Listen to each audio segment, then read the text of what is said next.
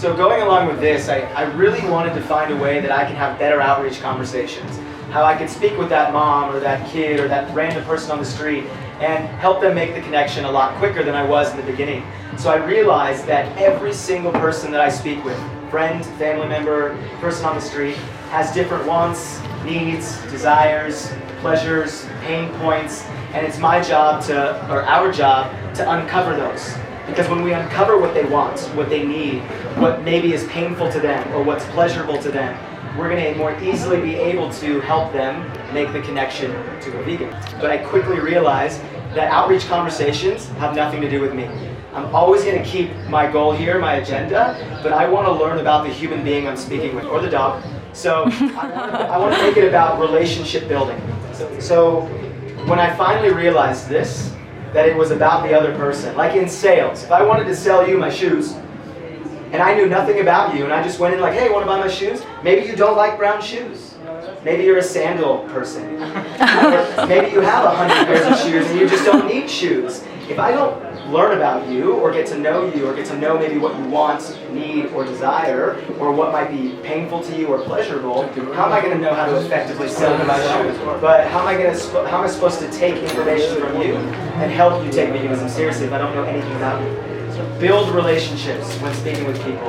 Get to know the person you're speaking with. Don't just approach outreach conversations saying, I have to get this person to go vegan. Approach the outreach conversation saying, how can I get to know this person? How can I build a relationship? How can I create a sense of respect and trust and positivity so that when we feel that, when there's respect, trust, and positivity, they trust me more, so they're going to give me more information and open up to me, and I'm going to be able to open up to them, and then the conversation goes a lot better than if I just go vegan, you know? So, how do you do this? That's what I'm going to talk about in a second. Basically, with my 4 years sales experience and doing thousands of outreach conversations over the last 2 years, I've created 5 really easy things to remember, or strategies, for how to have the most effective outreach conversations. And I'm going to say them all right now first, and then I'll go over them in specific. Okay, first one, ask. Pregunta. La primera es pregunta. Listen. Escucha. Understand. Entiende. Educate. Educa. And inspire. E inspira a los demás.